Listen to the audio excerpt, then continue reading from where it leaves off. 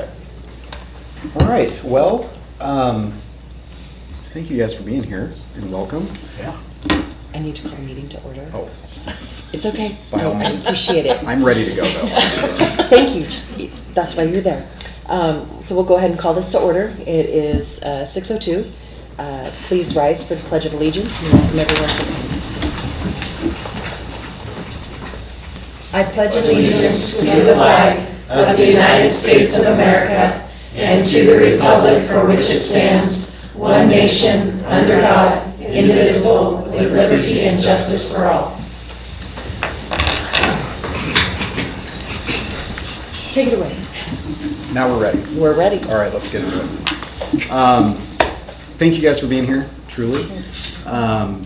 I just want to say as kind of an opening comment that we understand that this table looks different than it has in the past. And so we're going to take a few minutes at the beginning of this meeting just to go over what IBB is and what the expectations are for our operations throughout this process. During that time, I'll turn things over to the LEA and to the board just to make comments and just have an open conversation about the process for this year. Before we get started in any of that, I do want everybody to have the opportunity to introduce themselves. And so I know that a lot of us might know each other already, but I don't want to make any assumptions. And so we'll go ahead and start with introductions. Connie, can I have you start and we'll just go around the table and then we'll come back to the DO team at the end. Okay. I'm Connie Wilkerson, and I teach 5th grade at Spirit Lake Elementary. Awesome. Thanks, Connie. I'm Bill Ryder, and I teach American Government at Timberlake High School.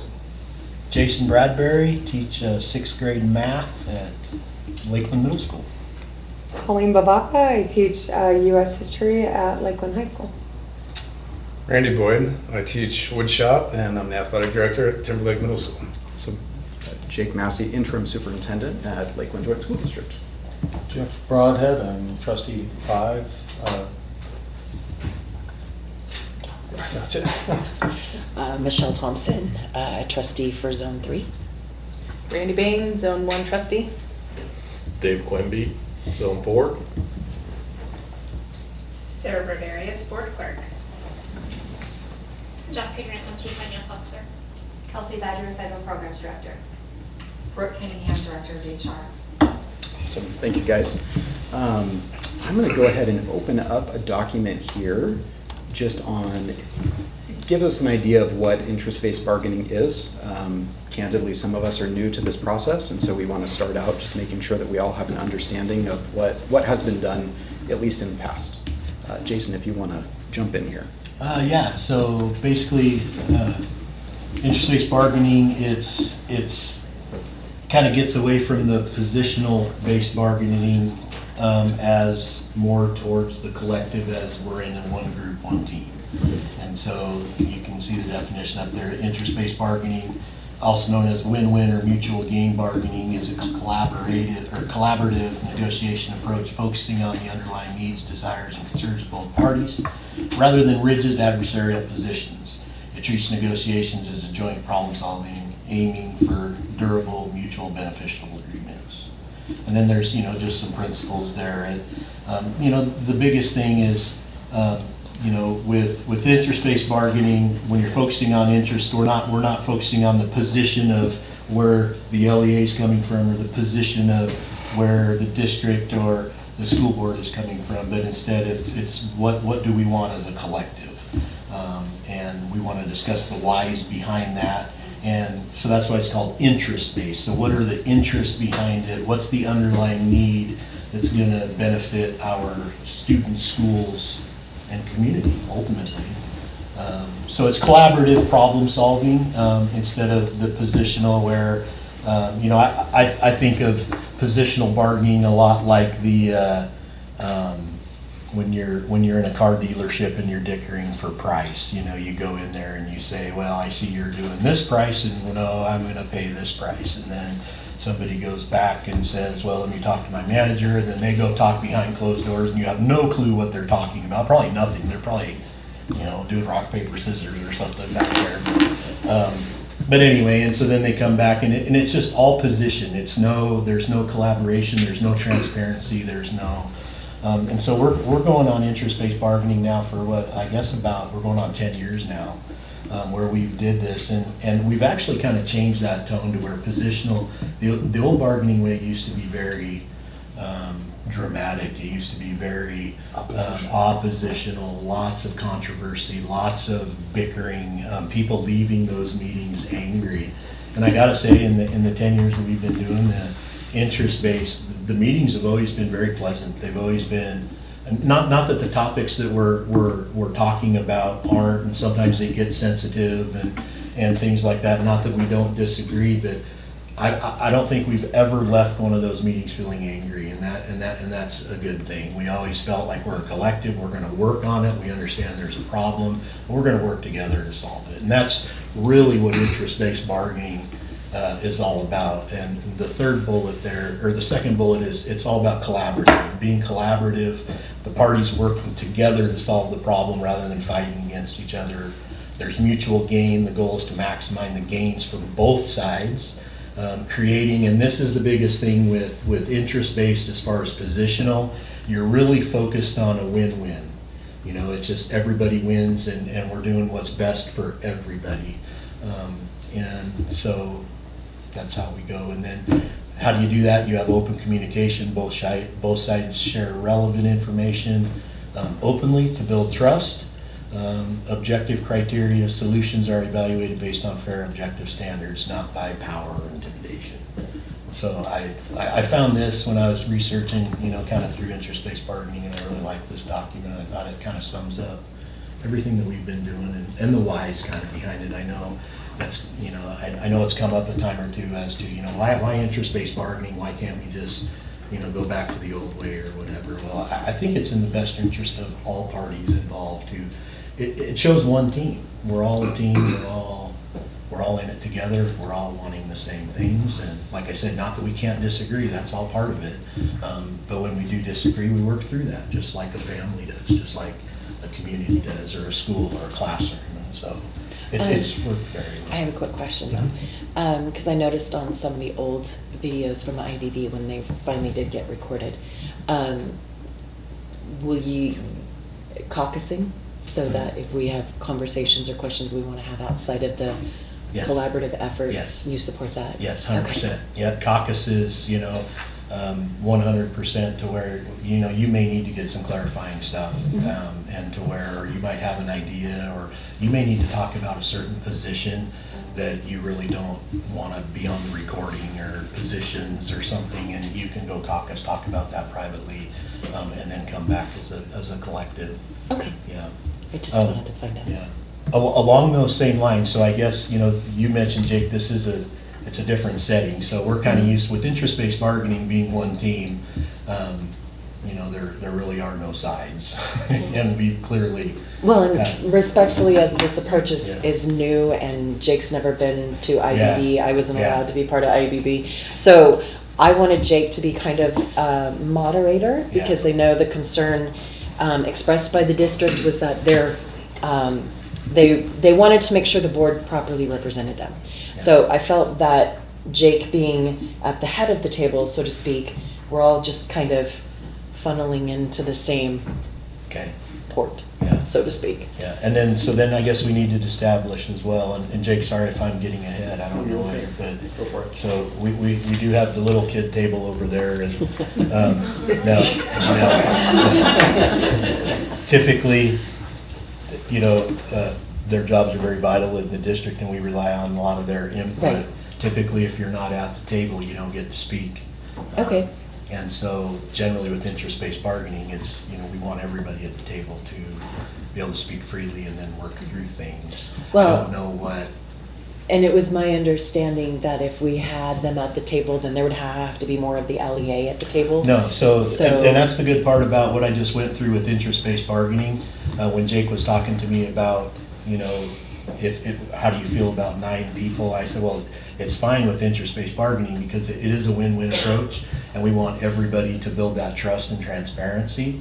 And so I don't mind having an offset balance until if we start to change it for some reason, I don't know why we would, but if we start to change it to where it gets positional, to where it's now you're clearly defining your side against our side, which again, I don't know what scenario in IBB why it would be that way.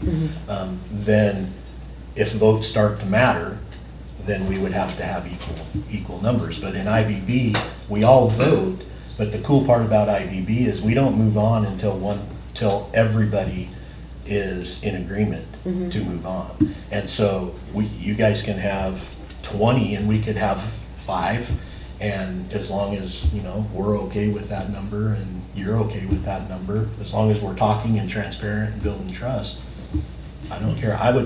Honestly, I would just assume they'd be at the table so they could speak freely and we wouldn't have to call them up but that's just my opinion. I don't know how the group feels. You guys are, because I honestly, I don't know how that works. How does it work if we need to refer to Jessica about a question on finance or something, but yet she's not at the table? I'm okay if it's relaxed and she just speaks from where she speaks, but. That was my understanding. But again, how it would be. I would just assume that whenever, We're very comfortable with that arrangement. Okay. Yeah, I mean, I feel like this team can speak freely, and we know that they're a very, very important voice in this conversation, and they have the information that we need to be able to move forward productively. And so we're very comfortable with that. Okay, yeah. Yeah. Okay. It just kind of rubs me wrong because sorry, but it's interest-based bargaining is a team approach, and part of our team's over there. Do you want us to move to the table, Jason? I would love you to move to the table, but again, it has to be a collective group. If nobody else is for that, you know, I don't want to be the only one that has a problem with it, but it just to me, it just seems like if we're all a team and you guys want to be a team, then let's bring everybody to the table. I'm fine, we can squeeze in. Or we can do it next time. I mean, does anyone else have input? I feel like I'm the only one talking. For right now, what I would propose is, yeah, like logistically, we can slide the table forward and I can move over and we'll just make sure that there is less of a physical barrier there, and we'll go from there. And did that help, Michelle, answer your question? So, yeah, so it doesn't matter if, because we're not like voting to where like, oh, we win and, you know, it's a 6 to 4 vote. Interest-based bargaining is a process Yeah. to handle negotiations. Right. Totally understand that. Yeah. My desire for all of this is simply so that when the agreement does come, the board is well-versed in what's in it because it's had a 100%. hand in creating it, and we don't have the debacles that we did the last year. Yeah, 100%. And Or that's- the years Yeah, before that. and that's what, So- when I heard Jake say that all 5 of you guys were gonna be here, that's in the best interest of everybody. It is. And so, because we were told that, you know,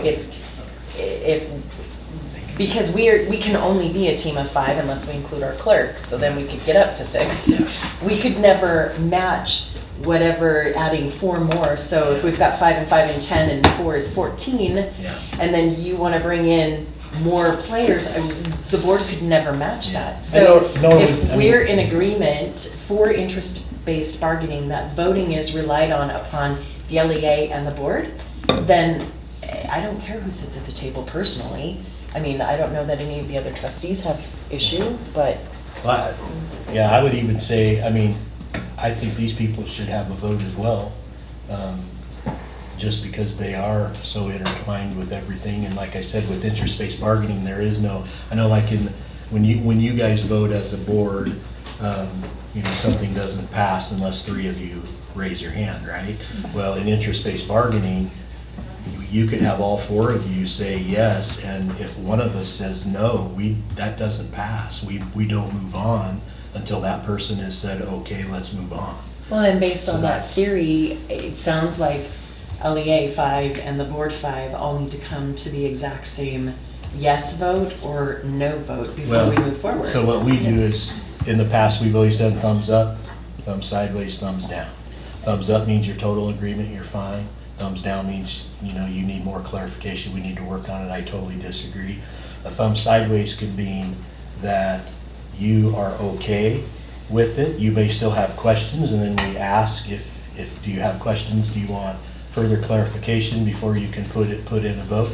A lot of people leave their thumb sideways, but through interest-based bargaining, what that means is I'm gonna lean my hand sideways because I'm not really for or against it, but I will support the group decision. And if everybody else is a thumbs up, then I will support that. And when I leave here, I will support that as if I voted for it. I would tell that. So that's kind of how the process works. Okay. Would it be helpful, so the next thing that I have on the agenda is to go through what the norms and expectations were, including these procedures for voting. We can run through those and just establish that as kind of a baseline and then talk about it from there. No, we don't have that. We don't have this document. discussion agenda or the other item. Okay. Should have that. I emailed it to you. That's Jason's. I hope. I don't think I have. You might share it with the Send rest it to of- Ramona as well, please. Oh, yeah, thank you. And then with everybody else on the team, because I think you're the editor, so there's only a few of us that have access to it already. Like Connie needs Yeah, access to Connie it, Connie needs access I to need it. access.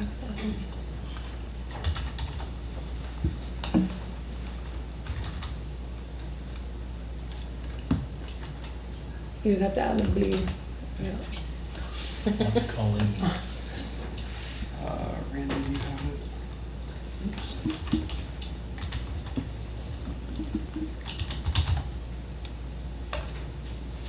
Okay, Bill, do you have it? I've got it. Okay.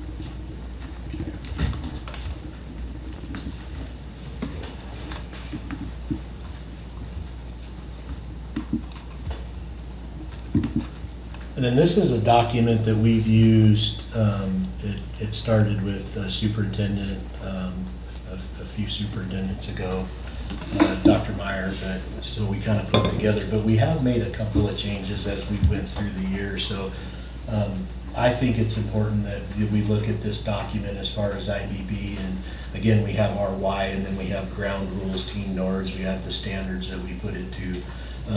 But there is no law that says we go off of this for IBB, that everything has to be on there. What we need to do is just feel comfortable with the process.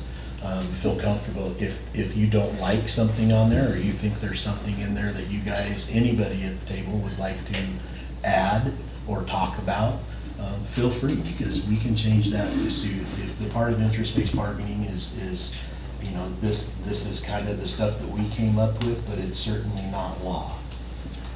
And so we can definitely make changes if we want. It has worked very well in the past, and we have added one or two things, and I think we took out a thing a couple years ago, but. Okay, so for the sake of just clarity, I'll go through this list quickly.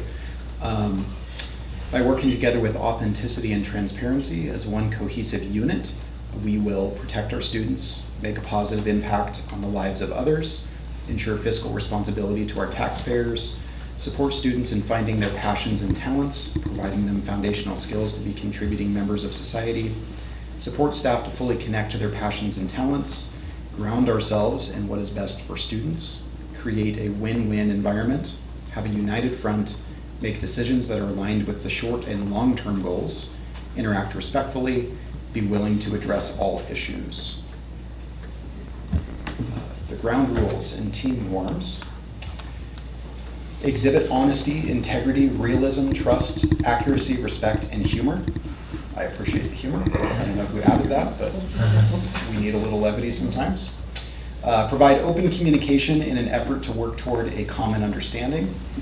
Assure commitment to the process and to the team. Listen to one person at a time, no speaking out of turn. Do not take things personally. When a decision is made, support the decision. Give a thumbs down if you want to discuss further before a final decision is made. Begin and end the meeting on time. I do want to add the caveat, just in my opinion on this one. we operate under the practice where if we're making good progress and the group agrees to go on just because we have momentum, usually that's an agreeable reason to extend the time. Stay on topic.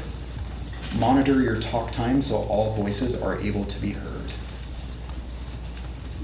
The standards for decision making. Is it legal? Is it ratifiable and board approvable? Does it positively impact students? Does it meet our interests?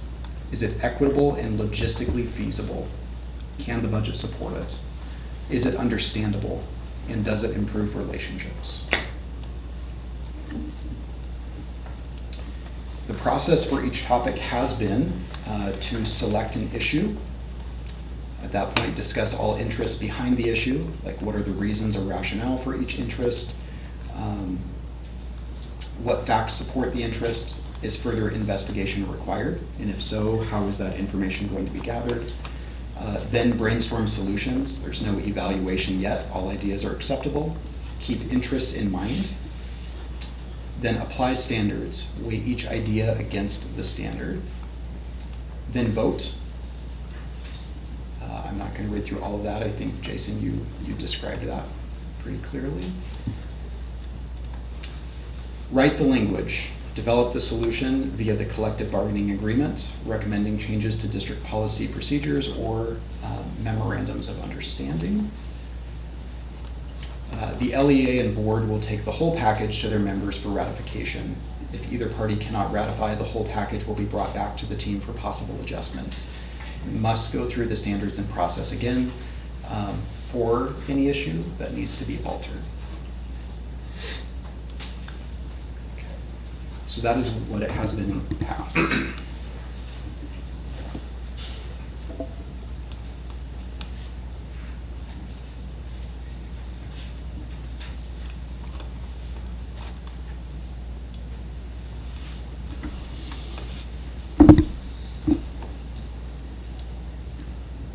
I mean, at this point in time, I would turn things over to the board and to the LEA to continue, whether it's discussion about how we want to proceed with the rules and expectations, or if we're all agreeable to this, we can start to move into the agenda.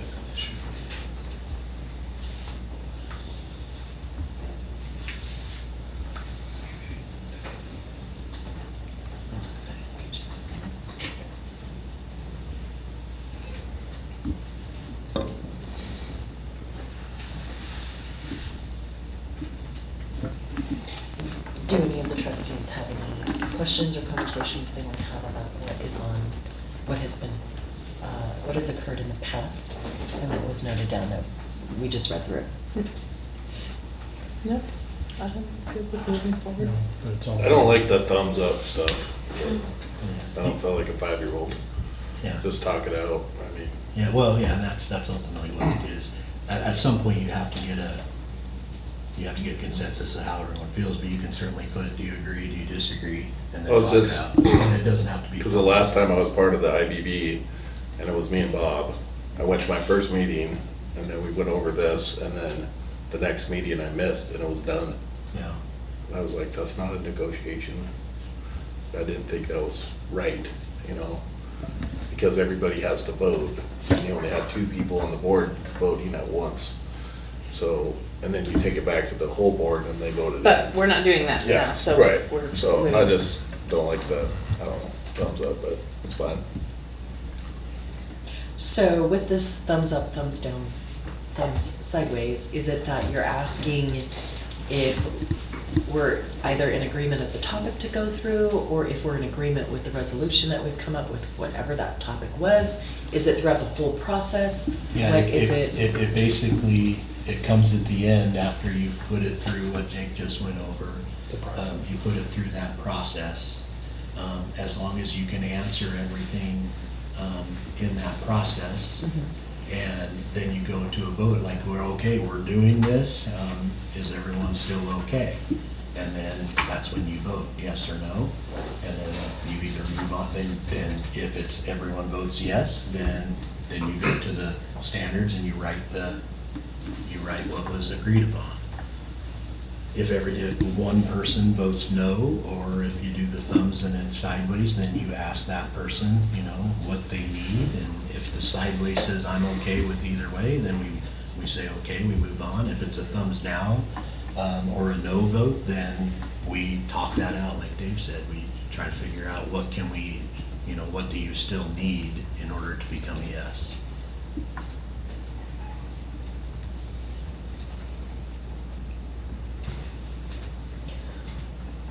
Well, Dave, if you don't want to do the thumb thing. I don't care, it doesn't matter, I'm just one person. But Dave, just, we could, I mean. I just thought it was kinda. We could just say, is everybody in agreement, just That's like fine. you guys do, and you raise your hand. Yeah. And if your hand's not up, then we have to go to that person anyway Right. and talk about it. And then that person could have the opportunity to say, you know, I'm fine with it as long as everybody else is. And the biggest key is, if you're not gonna agree to support it, but you've told the group that you're fine, that they voted for it, then out in the public, you have to support that decision as if you made it. I mean, Right. that's where that trust and transparency comes. So, not like you guys do in the board meeting. I think Yep. if something Even is if you don't passed, agree. if it's a 3-2 vote, I don't think the two that voted no or that lost that vote, they don't go out and, you know, start saying, oh, I didn't vote for it. That's not, you know, it's a board decision, right? So you gotta, and so the IBB is the same way, I believe. So as long as, if the group, I mean, I'm okay with just hands. I don't, what do you guys think? It's fine, as long as it's Either very way. clear that Yeah, it just has to be clear. this has to be It clear. just has to be something we can record in the minutes, just like your guys' yay Just and votes. nays. Yeah. Or if you abstain, it's basically the same thing, it's just a symbol. Is this the same? Negotiations made, support decision. Give a thumbs down if you want to discuss further the final decision. Right, so instead of a Here, thumbs, thumbs down is you disagree with the decision. oh, that's on their voting. So the thumbs are used throughout the whole process. Oh, okay. So when you go to a vote, if you vote thumbs down, then that means you disagree with it. If it's during the process of trying to understand it where we're at, thumbs down means I need more information, let's continue the conversation. Is what I understood it to be, is that correct? Yeah, perfect. All right. Okay. And everything else looks okay? Okay. Well, at this point, it really is up to the board and the LEA where you want to get started. I've included a draft of the negotiated agreement that the board has been working on in workshops leading up to this point. And so that is linked in there for everybody to view. I can certainly get it up on the screen if that's helpful, but. I think it would be helpful for everyone that's here. Okay. And then, I don't know what you guys have, but, I mean, we can learn as we go too, just like you do if you're playing a new game or whatever, but, if you guys have something that you would like to put through the process, something that you think would be easily doable, that, you know, you think the whole table could agree on right away, then we could kind of put it through the IBB process, just so you can see how it works, and then we can move on instead, you know. So, I mean, I don't know what you guys have planned. I haven't looked at Can you give us the a document. process to- Absolutely. But if there's like a part of the document that you'd like to start with, or you can just go in order, or however you guys want to do it. But sometimes it helps the process if we can pick a topic. Right, and I know, at least for me, one of the frustrations that got a little cleaned up better last year was that y'all don't even look through the entire document. And there was stuff in the document that didn't even apply anymore. So that was my big push for why I really think you need to go through the whole document, because it is an agreement and you're agreeing to all the terms in it, whether you put hands on them or not. Right. So I'm kind of a 1 through 10 kind of a person, but if other people want to bounce around, I don't really have an issue with that. What do you guys think? I'm good. Yeah, I'm fine going in order, I'm totally fine. Okay. So the preamble was something that was presented last year. How do we feel about the preamble, what it states? Should there be more to it? Should there be less to it? To create an actual agreement. Then I think, so this, the preamble, so it was it was presented through Rusty through the PST, is that what you're saying? No. When was that? It was for last year's negotiated agreement, and Right. whatever got uploaded. I'm just trying to say, because we have, I think Randy's new, and I don't think he was a part of that process. Well, hang on just 1 second, Okay. Jason. Whatever, the 25-26 negotiated agreement that's on the board book is not the signed agreement, and I don't believe it is actually what was voted in, because it isn't signed, and there's a lot of gaps, and I think it was kinda. The one that is posted on the website under my departments is the one that the board eventually approved. You guys had, what is pulled up here, you guys had done this work. No, I understand that. And I'm then- talking about what's on board book, because we were given the 25-26 negotiated agreement. I don't think it's the actual agreement that was approved. Okay, is the one all that I'm is saying. approved is on the website. Is on the website. Yeah. So let's go to the website and pull that up. Also at the bottom of the agenda that was just now shared with you guys. Yeah. At the very bottom, there are some resources where the current negotiated agreement is Oh, also. perfect. That's great. Okay. Okay, so I remember when we had come back, the preamble was in it, and Jason, you had made the statement, yeah, you actually liked it, so it wasn't part of the agreement last year. Right. So, I do believe that a preamble needs to be entered into this negotiated agreement.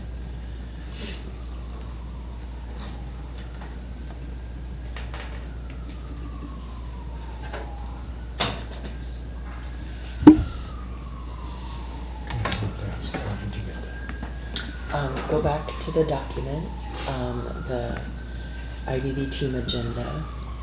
Okay, scroll down to the bottom.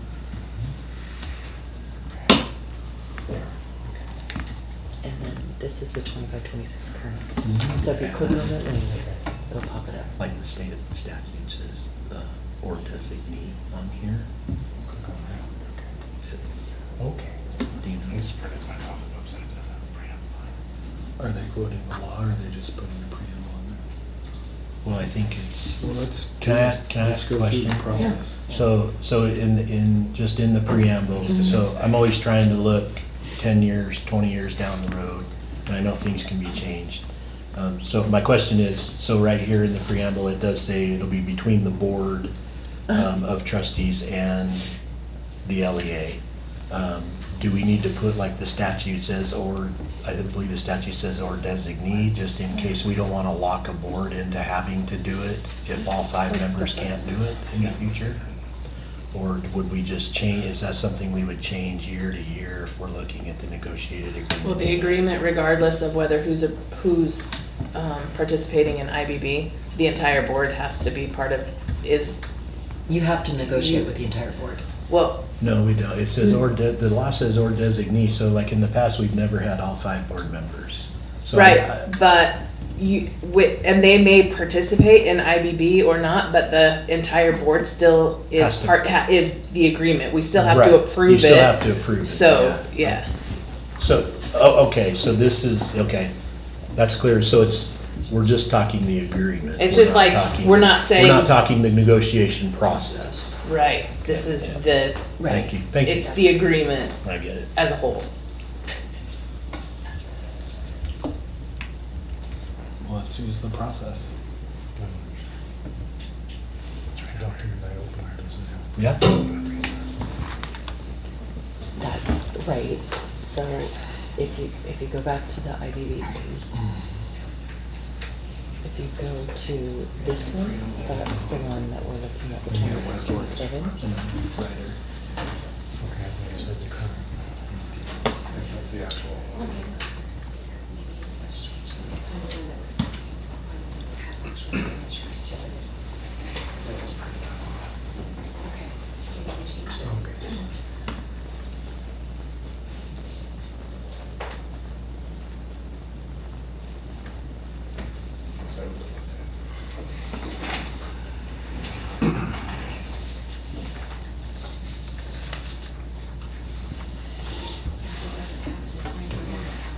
No. Okay, so the agreement's entered into between the LEA and the board. Yeah. That's all Yeah. that is saying? Yeah. Are you all okay with that, or does Yes. it need to change? No? Well, we're trying to practice the process, right? So let's do it. We gotta put it up on the board. What's the, Oh, So generally in the past, so if, Jake, if you could bring up if you go down to the process then. Okay.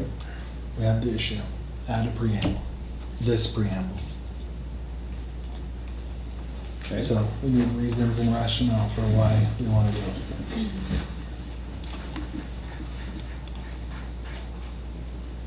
What's the why? why? Because this is a negotiated agreement, and so it should contain the components of an agreement, being that it's entity to entity. So that was my recommendation for why we put a preamble in it. It didn't need to be anything rigid or intense, just an acknowledgement that this is an agreement. So we are creating a preamble for it. And the agreement aims to promote a cooperative relationship, ensure quality education, and support the district's mission to maximize student learning every day in all environments.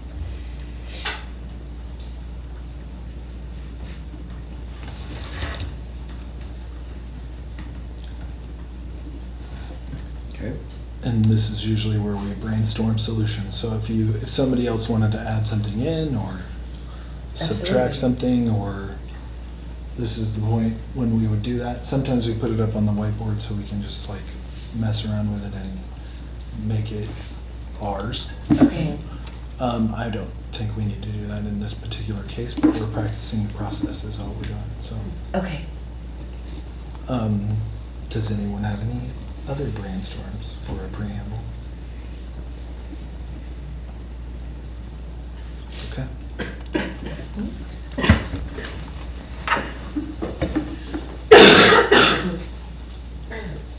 Excuse me.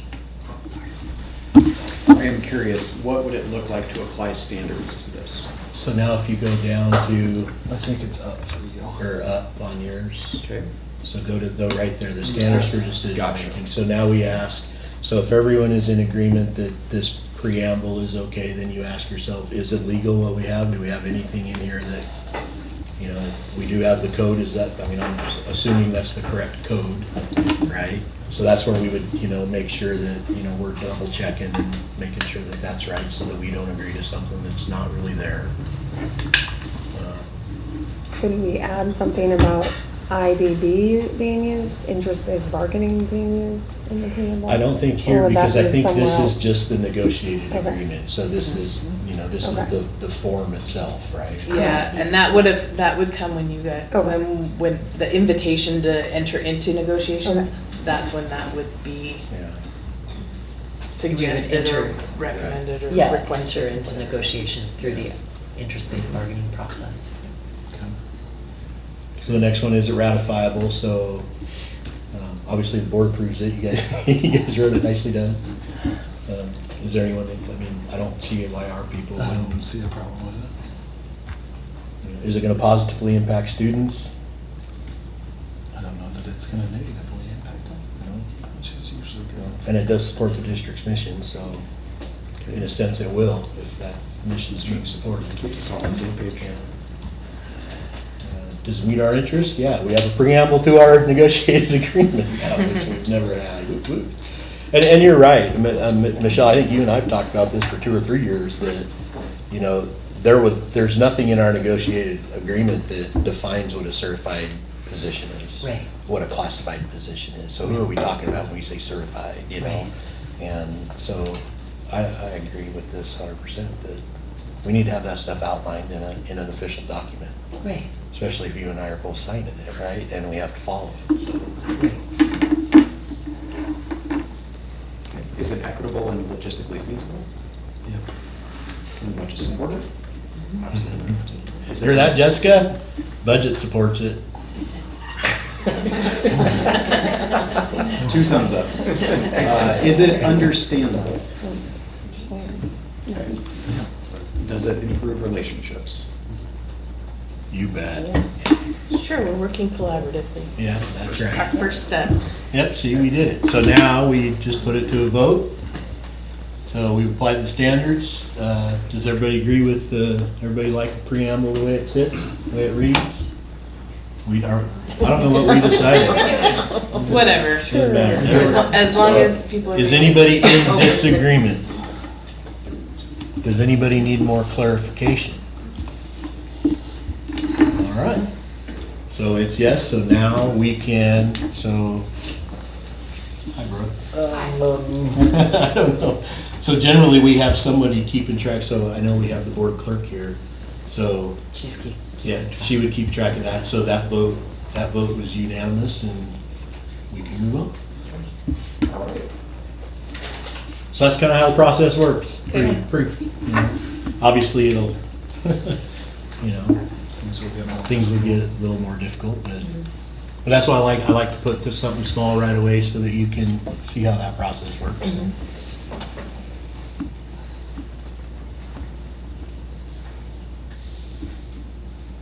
Until directed otherwise, I'll continue to just go section by section through this document. Yep, I like it. All right. So then, everything in red is added information, is that correct? Just so everybody knows? Yes. And anything in black is what is currently in the negotiated What was agreement? there? Or was there? Yeah, that Okay. we had wanted Was that in last year. The one we agreed to last year, or is that the one No.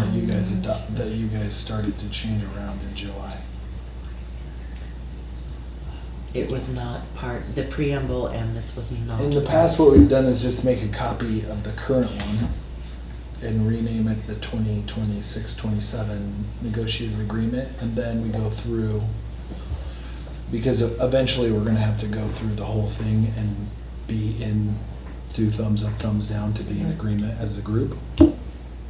So usually we make a copy of it and add in, like, if it's new language in there, we make it a certain color. If it's language we're gonna take out, we strike through it so we know we're taking it out of there. If it's just so we can be sure what's coming in and going out, so when we get done at the end and we can read through the whole thing, we have a better understanding of the complete process. Sure. So I don't have access to the document, so somebody else will have to make that copy and keep track of it, but. Are we talking about the current final approved one? Yes, Okay. the one that got approved in July 31st, I think, is when we finally had our second meeting to do that. Brooke, is it accurate to say that the foundation for this document that the board has been working in was that current approved negotiated agreement, just for the? So they did work off of that approved one and put in their own stuff in this one. So I think the only thing that didn't get changed is that the preamble isn't red. Right. 'Cause So everything else- So this document Here's looks this. exactly like the one that's on the website. So, no, it doesn't, because they've made a lot of changes to Okay. it. That's what That's what I was So the saying. one that is on the website, I can make a copy of, Yeah, that's what Yeah. we've done. and for the I last 10 can, years. I'll share it out here. So final. And then at this point, we just can start adding in the things we're adding and put them, color code them so we know if they're new. And then strike through the stuff we're gonna take out. And then usually Brooke is the one who draws the short straw and has to go through and actually make the whole document look nice again, Yeah. and she loves us for it. No. She loves that we have her do that. There's the humor. I like it. Sticking to the rules. Okay, I'm She's taking gonna a hit minute and I'll share It'll- that document that was approved by the board out to all of you guys. And it's just a Word document, it's not the PDF, so you can work in it. And I will give all of you, should I give all of you editing rights? That might be excessive. If somebody needs editing rights, let me know so we have it on record who needs those editing rights.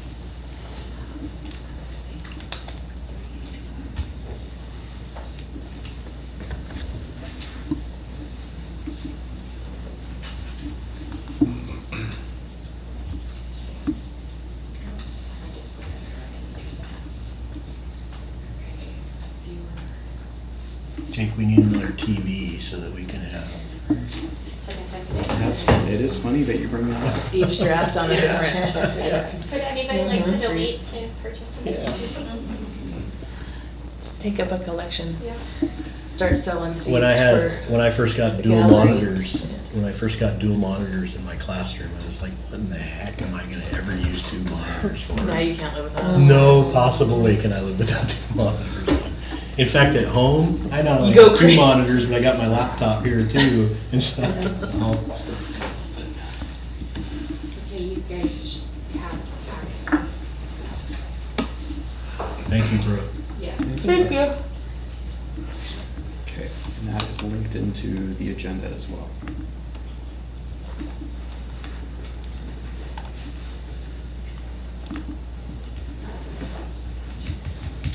Can you share it with the clerk? Since yes, it's logged in as, absolutely. or you could just So log in then, as the clerk. what's the plan? Put the current one on the screen? Is that what you were saying? Yeah, just take the draft we just approved and put it in there so we can see it. That's what we've always done before, so we can kind of all have an idea of what we're putting in and what we're taking out.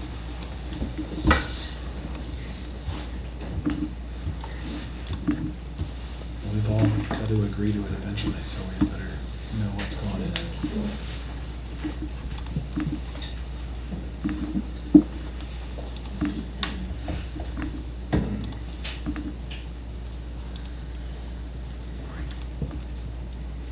Well, Jake, did I? we'll get there.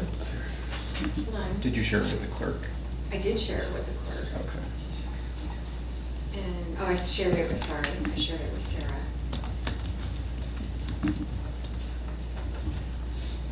And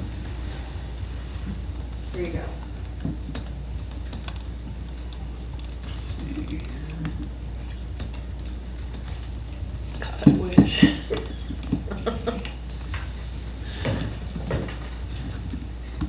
Dave asked me about whiskey. I said, God, I wish. Okay. Probably feel better. Would it be helpful to try to set these up side by It'd be side? a lot Would that easier, get, yeah, okay. because it's How many really people nice. Big table. I'm gonna do this Windows trim. You pull it down, Oh, that's right. pull it down from the top and pull to the left. There you go. And then pull the other one to the right. There you go. Look at you, Jake. Look at you. You guys, we're gonna figure this out. You must be the interim superintendent.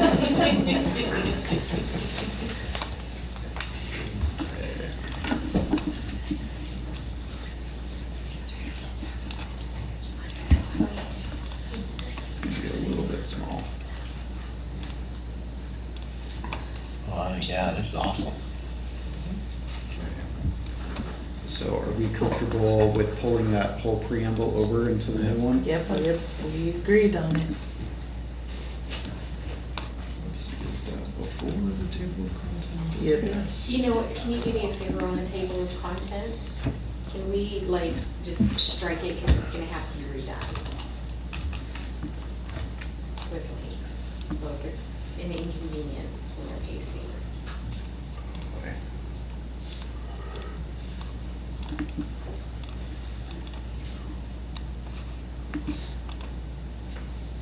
Okay.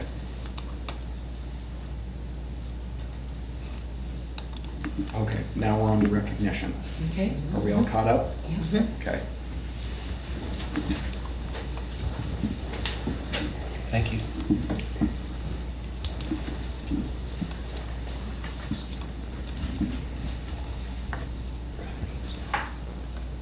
Red ring done? Red means no. New, yeah. So the why behind the recognition is, again, it's just simply another component of an agreement document. With respect to what it says, I think it supports the process of what we're all trying to accomplish. And it acknowledges that we recognize the LEA, the board recognizes the LEA as the exclusive representative for all certified professional employees. Administrative personnel, including the superintendent, assistant superintendent, directors, supervisors, and principals, substitute teachers, and all classified staff are excluded from the certified professional employee group for the purposes of negotiating terms and conditions of employment. The LEA brought forward its request to enter into negotiations on 2/18/26 and acknowledged its membership is 62% of the 287 certified teachers employed by the district, which is a total of 178 active certified teachers. And this agreement is entered into pursuant to the provisions of Idaho Code Sections 33-514 through 33-517, 33-1001, 33-1207, 33-1216 through 33-1218, and 33-1271 through 33-1276. All of that applies. I hope you guys had help with those and didn't have to go searching for all that. That's good. So it's just a component that is within an agreement. That's its why.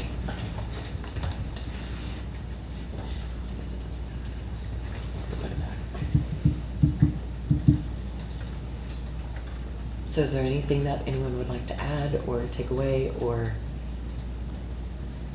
say about it? So I'm going over to the here. Says exclusive representative for all certified professional employees, That is correct. but all is 62%, doesn't it? No, all is 100% of the certified teachers, Okay. whether or not they're part of the union. Okay. So Sorry, yeah, I'm yeah, really. no, that's No, that's fine. So okay. we have to meet a certain threshold in order to bargain as a union, and it has to be over 50%. And then when you bargain, and once you're over that, then you do represent the whole collective of certified staff. Do we represent classified at all? No. Not in this No, agreement. okay. I shouldn't say we don't. No. Anything financially, we cannot Okay. negotiate for classified, but we do get to, they have the same due process as we do. And historically, the agreement that has been reached through negotiations, we have tried to apply to all other parties, Yes, classified that's true. and administrators. Yes, 100%. Yeah, one of our biggest goals is we want to make sure, we're all about, equitable across the board. And I know our state has thrown some wrenches, as far as salary is concerned, and doesn't quite make things equitable, and it's really put a strain Right. on everyone. But that's our thing, so where we get down to the nuts and bolts of salaries and everything, we certainly don't want just for the teachers. We want it to be across the board, something for everybody, and an equitable portion of that for everybody. So that's kind of been our goal as IBB teams in the past. I think it's important. Are there any other thoughts on this, or are we ready to apply those standards? Let's do it. Okay. Is it legal? I hope so. There's a lot of laws in there. Yeah, I'm Yeah, where's concerned, Ramona? like, I don't- Ramona can cite all them. I feel like we're Yeah. blindly going, like, I don't know what any of these say. It's just trusting. The nice thing about laws is that they exist whether we write them into the negotiated agreement or not. Yeah, that's- And we're governed by them either way, so. Right. Is it ratifiable, board approvable? Okay. Does it positively impact students? Does it meet our interests? Okay. Equitable and logistically feasible? Yes. I'll go ahead and say the budget does support this. I don't know if it does. Is it understandable? Okay. Does it improve relationships? Yeah, I think so. Okay. All right. Oh, we gotta do thumbs. All those in favor? Yeah. Anybody disagree? All right. All right, see you guys next year.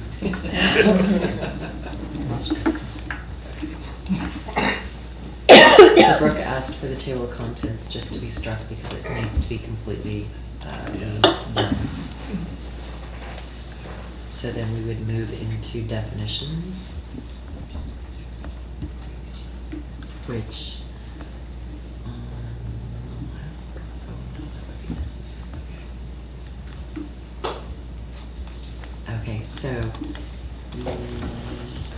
the old one moved into Article 1 compensation plan.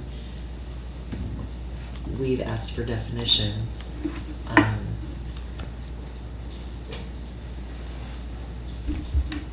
And there may be more of a logistical. And that has a lot to do with the state changing those, some of those definitions, so we Right. wanted to make sure that they're in there, so that if there is a question, especially if it's a new teacher or somebody that thought they were something and now they're not because the law changed. Yeah. That's why we felt it was important to have those definitions in there as well. Additionally, we would like to add some language eventually about pupil service staff in placement on the career ladder, and so that's what, or the salary schedule, and so that's why we want to call them out specifically.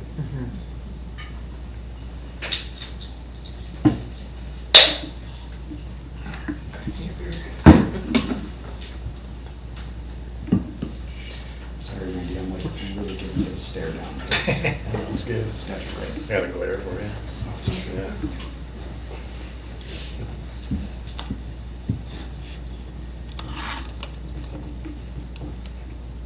We have to go out there and have a little coffee fit. Okay. Excuse me.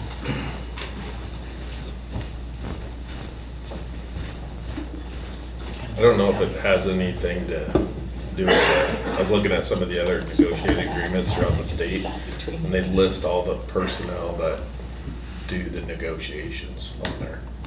Wait, what was that? I'm sorry, I was talking. Well, thanks. I was not listening to you. I said, I was looking through some of the negotiated agreements throughout the state, yeah. and they list the members that negotiate. In the article or in the? In the, negotiated- somewhere in the negotiated agreement, just list everybody that's there. Yeah.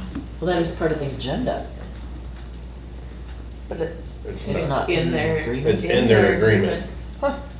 I just saw a couple like If that. those were the parties that participated in. You know, one of the things that you It's could do fine. for that 'Cause is, it you know, at the it bottom changes where every we year. sign, below that, you could have all the parties that were in it or Absolutely. something. In Or maybe on top and then. participation. Yeah. Yeah, I like that idea. That's a good actually. idea. Our number is wrong too on the amount of members that we have. No. I thought we No. had 180. No, we do. So what it is for official negotiations, you cannot count classified staff as Okay. part of it. And so we have classified staff that are also members. Okay. But since we don't get to negotiate for their salaries, you can't count that as far as your bargaining. Okay. And so that's why the numbers are, thanks for bringing that up. Sorry, okay. I'm sure a lot of people will see that and they're like, wait a minute, Jason's been telling us we're 188 members, why is it one? Okay.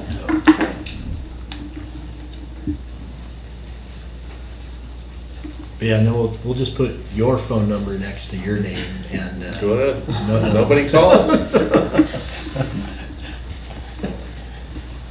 Michelle and I will sign and we say call Dave. Call Dave.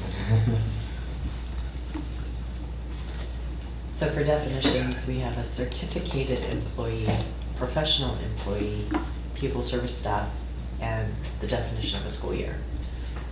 I would think as we worked through the agreement, there might be other terms that might need to be defined. Sure. No, this gives us a place to put it. Yeah, Right. I like it. Okay. Are we ready to go through the standards? I have one statement for the pupils service staff. Majority of those are direct instruction for students. So, That language was taken from the statute, from the new statute. but our SLPs do provide direct instruction. Because it says, but are not involved in direct Yeah. instruction. Okay, but again, if they're in, and I suppose this would be clarification you would need to get from either the State Board of Education with their interpretation of the law, because this is what was defined in the law. So if they're actually providing direct services to students, then maybe they're not classified as pupil service staff. I don't know.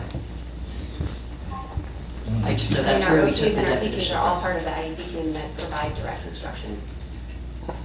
That is interesting. And they're Again, on may- a pupil personnel certificate. Interesting. Okay. It may merit a conversation with the State Board of Education, but that definition is the new definition in the statute for what pupil service staff is and what is classified there. So we may need to recategorize some people based on the new. Right. Well, what's interesting is that there's just a conflict in this. So if this is the language directly from the statute, then it conflicts with the fact that they're issued that certificate. And so I'm not sure how to reconcile that. Can we annotate that, just so we can revisit later and? Is that something we can do? We certainly can Yeah. annotate and revisit later, absolutely. So are we okay with just putting like these definitions in here and then Yeah, and then if, not, yeah, but, because we may be adding to this list of definitions, so is it okay to put these in here now and then not vote on the definitions as a whole until we have further clarification from the state board? Or do we We vote can now always for come the way back. it's? We can come back to it, like, Yeah. we don't, I mean, we don't normally, we can table Yeah. it and come back, so we can move on and then get clarification and come back. Yep. yeah, I like that I idea. just don't wanna I would get just put, stuck In the spinning weeds. our Right, wheels yeah, and just I mean- Let's thinking, define the word well, "not." this is what it says and this is what yeah, Exactly. we're not gonna be able to hash that out Yeah. in this conversation, so Can't just. resolve conflicts. Before we move on, just a question. Are we defining the difference between pupil service staff and a professional employee for like the salary schedule or something? What are we Yeah. trying to tell the difference between the two? I know the state recently changed it, but within this agreement, are we using it in a different way than we have in the past? yes, Okay. again, we have to come up with a method separate from our teachers in order to place this staff, the pupil service personnel. Okay. We just, our SLPs, our school psychs, in order to be competitive with surrounding districts, with the private sectors, in order to get away from the contracted services, we need to have specific language on where we're gonna place those folks. So do we place them if they're coming in brand new higher than like certain teachers? Is that what you're saying? They require a master to do the job, so they have to perform the job, they have to have a master's to do it. So yes, we do place them higher than a first year teacher. I'm not saying a first year teacher, but like if I mean, what if I came in with my master's in education, like you're saying that they would still get placed much higher because The of, teacher doesn't have to have a master's to do the job. And so also statute has also changed this year on, let's say, SLPs and school psychs and nurses. If they're coming in from the private sector, we're able to place them based off of that experience as well. is that what the state reimburses us for then too? Where we're placing them, or how does that, I'm just curious. It's Part of that, really- part I'm of just that asking for salary-based clarification. apportionment That's what I mean. calculation. Yeah. Okay. They're placed on it, similar to instructional staff, based on their career ladder status. But you get to count their private years as a part of That's a new the thing. allocation. That's a Oh, okay. statute this year. But you do, okay. That's all I'm asking. What complicates this issue is that we're required to provide these services whether we employ the people directly or not. Okay. And so the district is always in a position to play this game of, can we have a good enough salary to entice in-house people, or are we not going to find anybody and we have to go out to a contracted service anyway? And so transparently, that's always a little bit of a balance and a little bit of a game. So we want to provide them enough compensation to be able to keep our own in-house people. We believe that that's better instruction most of the time, and that's also how we keep good school culture intact as we have those people in person. In exploring this, we've actually found that districts around the state sometimes even have a separate salary schedule for these Yes. folks. And so we're hoping to go a very simple route of just calling them out and naming those people specifically, and then through this process, identifying the procedures to place them. So it's not just a kind of a willy-nilly, Yeah. where do we think they'll accept a job But at? because, or the salary allocation comes, we put them together. You know, they're separate where they allocate, but we put those two pools together and then that's what we pay everybody with, so. Are any of those positions reimbursed federally? We are able to, federally, we're able to bill Medicaid, so, not federal, but Medicaid services. So all our OTs, PTs, and SLPs are able to bill eligible students. So if they hold Medicaid, we do reimburse for those. But that, I mean, so this is a good process though, because now it's gonna define each one of those. And so then we can go and get into the nitty gritty later. Yeah. Some nursing care we're able to reimburse for Right. as well. Yeah. So the specific language of this, in my mind, doesn't really matter too much one way or another, as long as we're identifying what the specific positions are for the Yeah. district. Or, yeah. Because we know they provide direct instruction. The point Kelsey brought up is interesting for the state, because that would change what they're identified as. Yeah. But it only really matters to us if they get more money allocated to them for Well, us. there's a separate salary-based I apportionment know. calculator for pupil services. Yeah. So, I mean, they're funding them based on the same career ladder. Yeah. So it's just, they separate them, we get a different weighted average salary for them. So that's the distinction there from a calculation standpoint. Yeah. They're on the same career ladder, they equate out the same, we just get a little bit of a different salary based on their career ladder status. And maybe it's just up in interpretation. I mean, I could be dumb here, but are not involved. So you could have pupil staff that are teaching in the classroom, but now they're considered professional employees or certified employees because they're teaching, right? So the- Maybe it's allocated. Really how the state kind of explained it was, do they have a roster of students that they're providing a grade to? Our pupil services staff does not have a roster of students. They do direct instruction, but they do not have a roster of students that they're providing a grade to. So that's really where that definition came from. So it's meeting the need of the House Bill 728 where they changed this language, providing direct instruction, not providing direct instruction. They're boiling it down to, do they have a class assigned to them and are they providing a Right. grade? They don't. But they still are pupil services per Okay. the definition.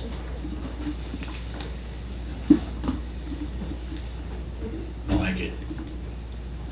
I was just trying to, Easy process, skip the standards, are we okay? Right. You guys comfortable with the standards Yeah. enough that we? Yeah. Yeah. Okay.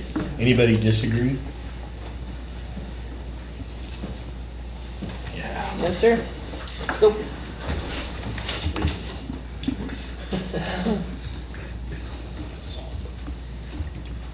Because I went like that. Train karate or.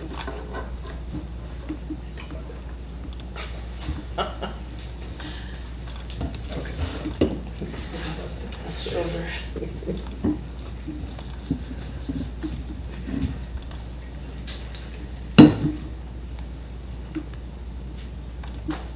All right. Compensation plan, Can I propose something real quick? please.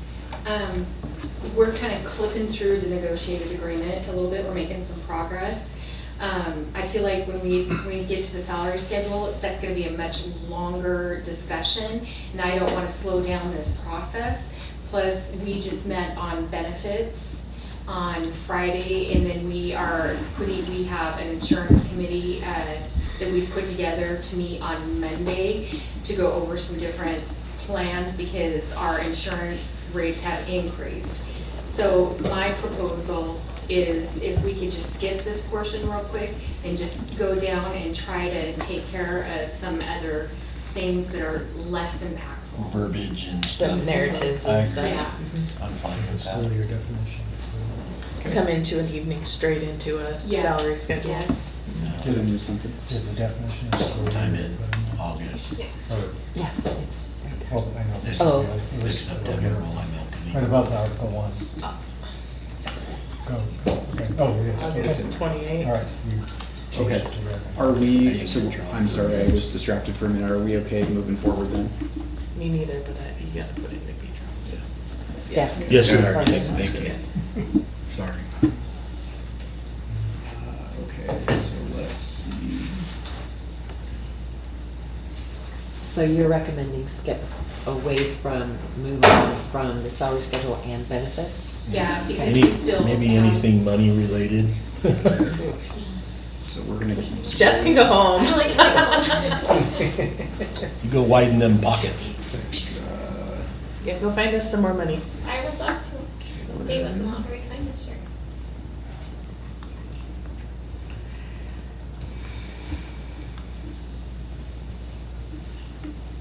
I think there was, oh, never mind. Sorry. So what do we, I was thinking the benefits, we could look at that, but I don't know. The Do committee you want to first. start to life insurance? Let's see. Well, again, with the Yeah, well, benefits. yeah, you gotta we're do meeting that. with We gotta them, meet. the committee on Monday. All right, so Prep time. tell me where you're comfortable starting again. So I'm scrolling through benefits. I mean, I can tell you your vision benefits aren't gonna change, that was in there, but. Scrolling through extracurricular salary.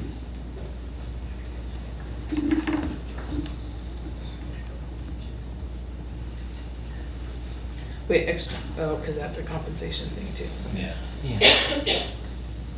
So leaves of absence. They have new stuff in prep time and Which is something in the sick leave that we want. just to highlight it. So we're skipping over extra duty pay. I see dual credit on here and, That's money, let's not talk about okay. that. Dual credit stipend. What about class sizes?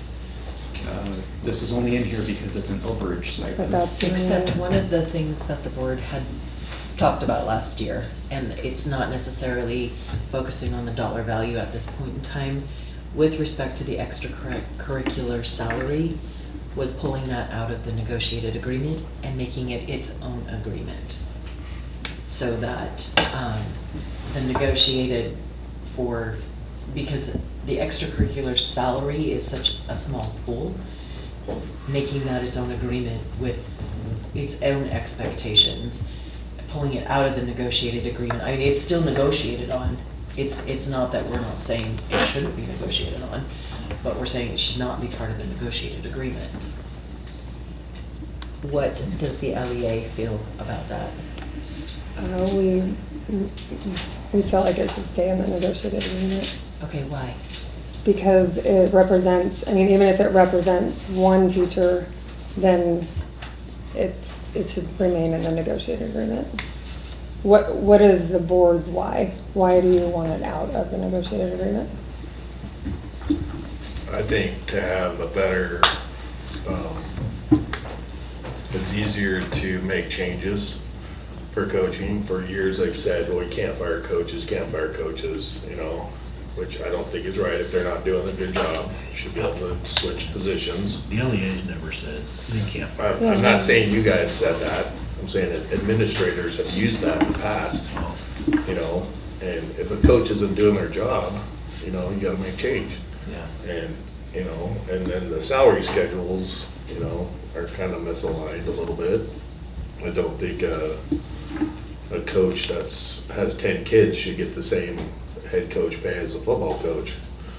And I think we should just go off maybe length of season, just keep it simple, you know, because some seasons are longer than others. Especially if you have postseason too, you know. But there's a lot of arguments with this as far as coaching goes. That would be like saying we should pay PE teachers less than what we're paying the English teacher because the English teacher has a lot of essays. They do way more grading. Their job is much more time consuming than a PE teacher. And so then we open up a whole, I mean, you just open up a can of us against them, and you should get paid more than you because you're working harder. But I mean, because really it should be on the athletic directors to make sure that coaches are putting in the time that they should be putting in for the compensation that they're getting. If you have a coach, I mean, I used to get frustrated. I was a softball coach. I put in hours and hours and hours.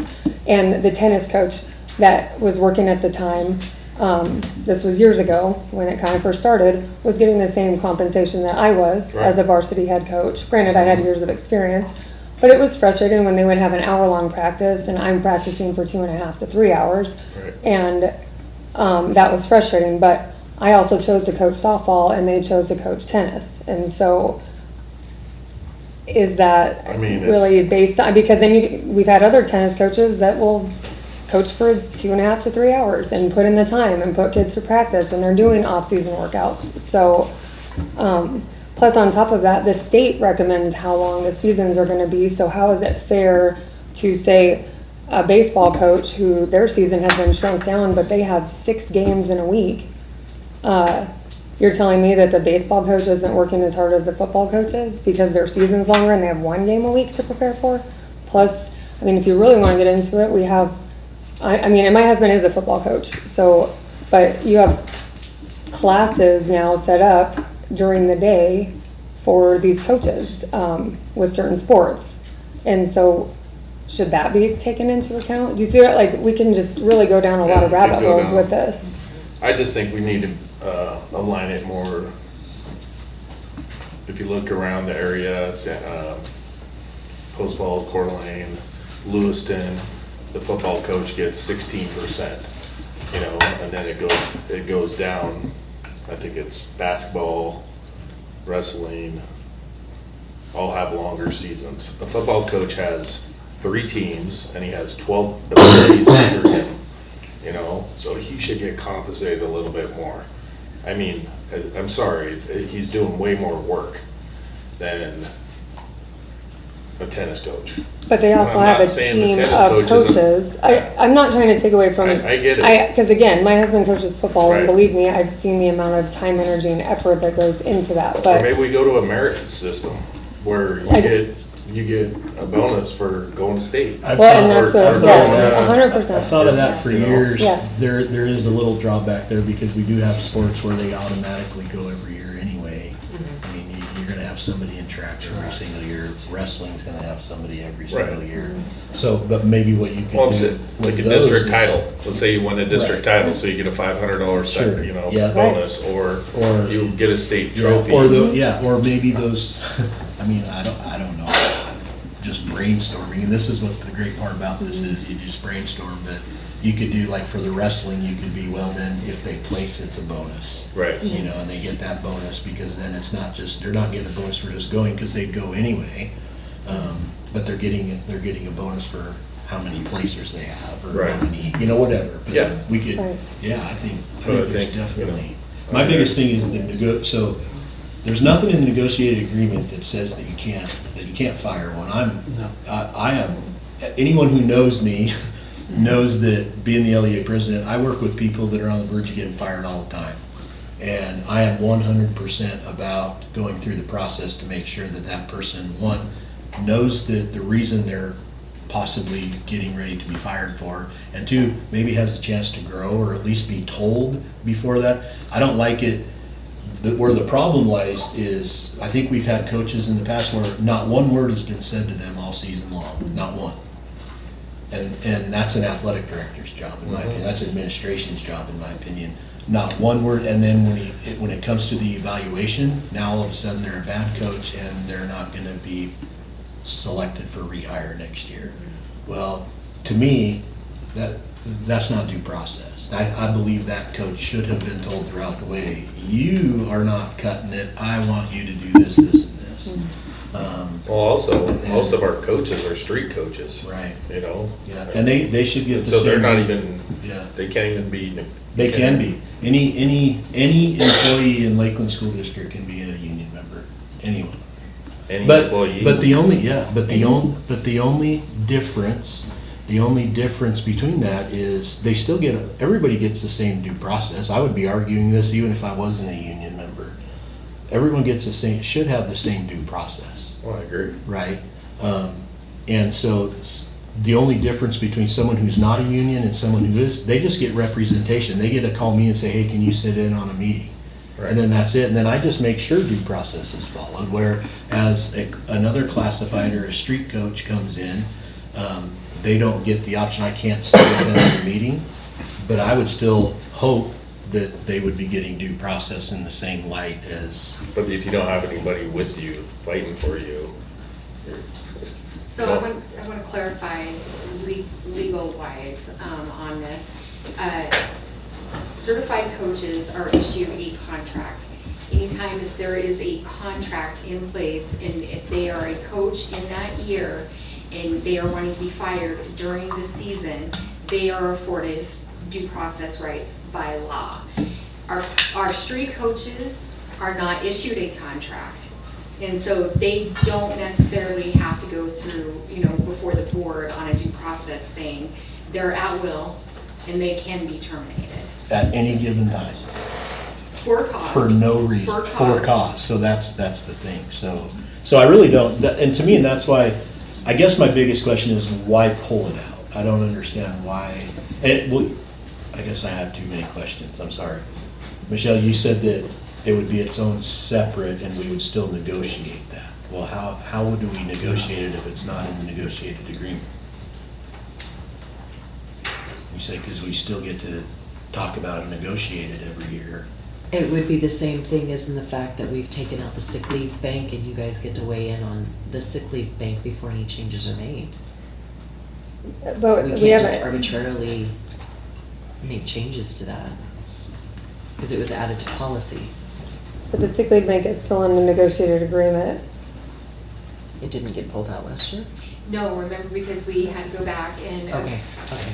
No, so it's just, I guess I just want to know, I mean, and what I worry about is down the road, if we pull this out, you could get somebody that comes, you could get a board of people that don't like coaches, don't like anything, and then all of a sudden, you could change it in your policy one night, set a policy meeting, change it, and then vote at the next public meeting, right, to change that policy, and now those people have no rights whatsoever.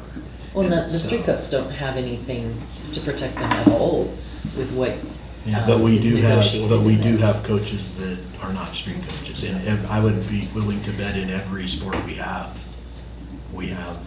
teachers in every sport.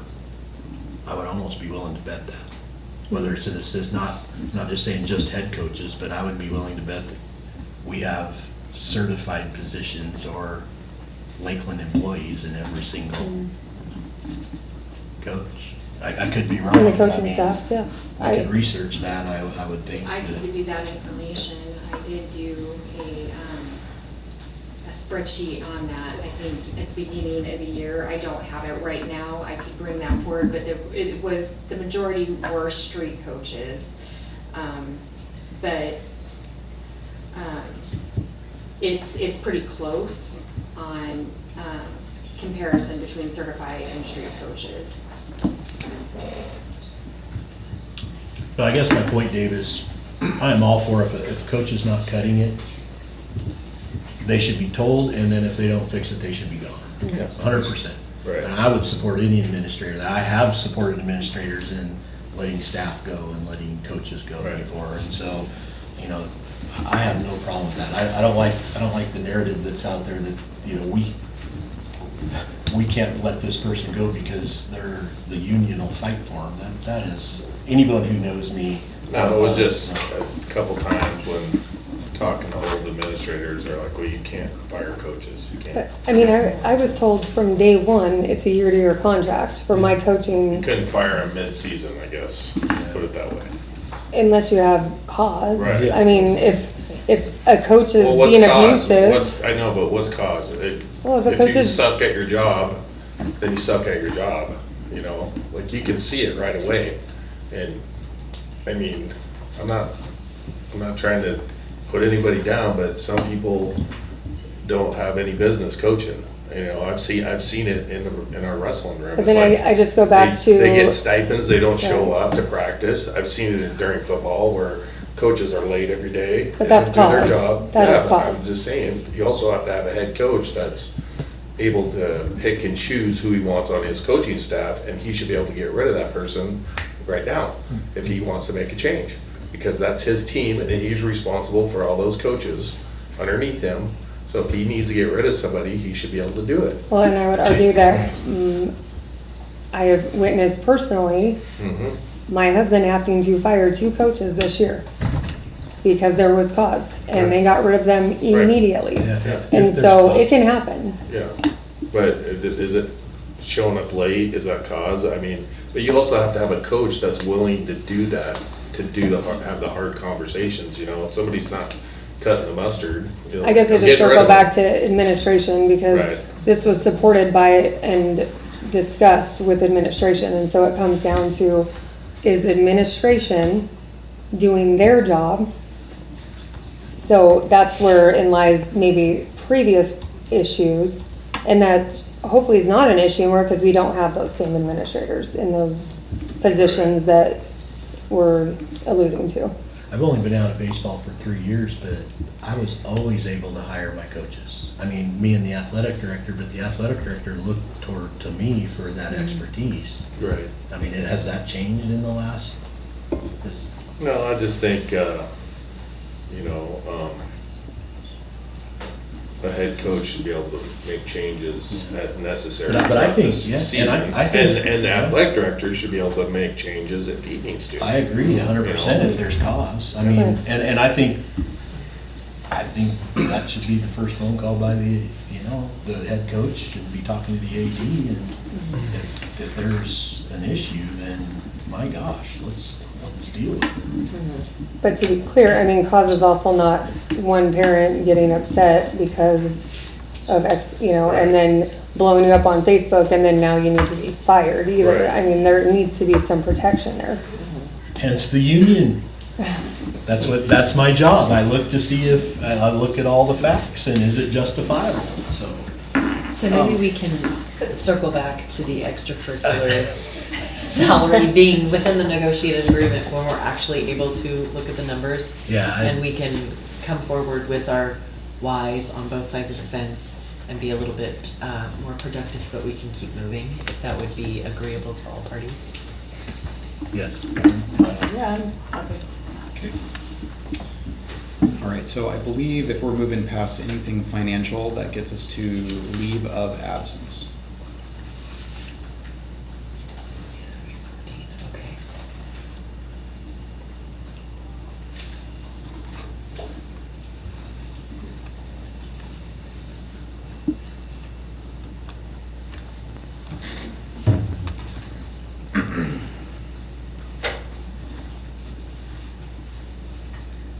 Is the reason that struck just because there really there doesn't need to be anything written in there? Is that? Being specific as to the reasons why Yeah. somebody can take it. Yeah. Maybe Right. there's a reason outside of that, and they Yeah, should still exactly. be able Yeah. to be considered. Right. I'm in agreement. Yeah. Okay. Okay.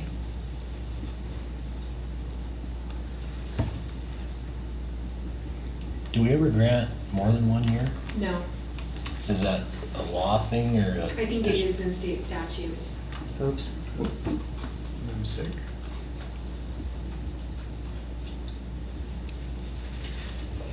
I think it's Control Shift 5. Thank you. How many, does this happen all the time?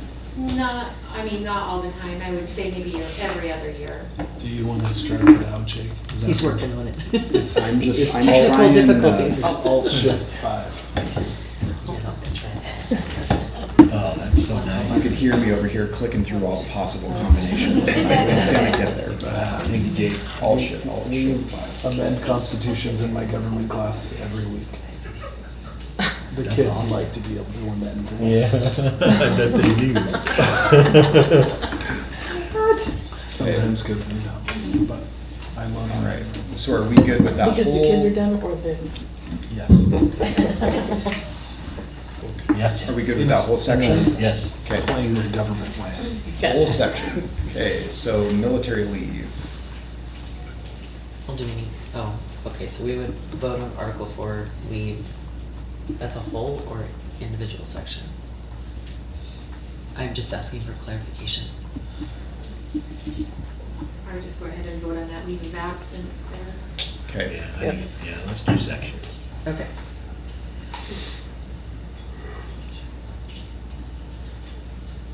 Oh, we're just striking the list of reasons. Yeah. I'm good with that. Everybody in agreement? I can do that one.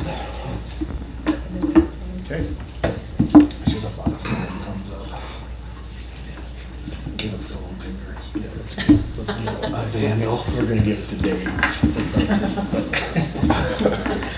I can take it. All right, military leave.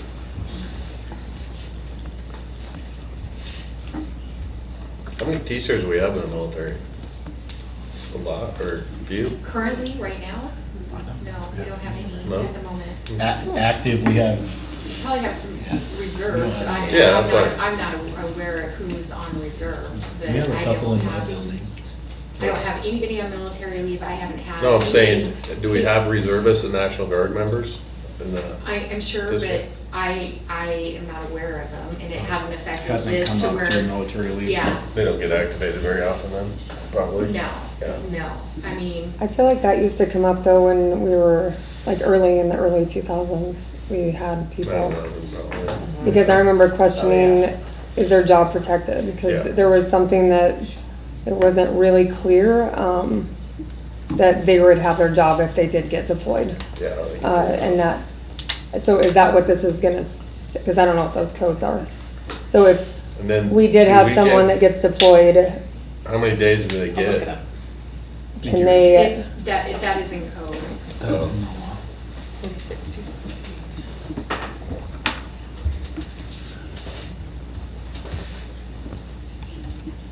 I mean, I would hope that that would be protected. Is it paid? I don't, because they would be then getting paid by the military. Yeah, I would think. So I don't know, I just mean that their job would be secured. Yes, it does pertain to, Okay. 20 hours. pertains to the leave of absence from regular duties for military duty. It states that all officers and employees of the state of Idaho who are members of the National Guard or reservists in the armed forces of the United States are entitled to 120 hours of military leave of absence each calendar year without loss of pay, time, or efficiency rating during military duty. Ordered or authorized under the law. Okay. I wonder if, does the school district get reimbursed at all, I wonder, from federal if I don't think so. they're pulling somebody out? I have no idea. Because we have to pay for the sub and all the long-term sub and, no? I mean, like you said, it doesn't happen very often. It hasn't or happened during ever. my time. Okay. I've had a classified person, but That is an interesting there's, it question. is though. weekend duty. Mm-hmm. I just think it just depend on what's happening in the country. Is that one good then? This might be one I want to talk about our subcommittee idea for this particular one. So then, do we need to vote on military leave? Looks like no changes. That's No. nothing. Okay, so.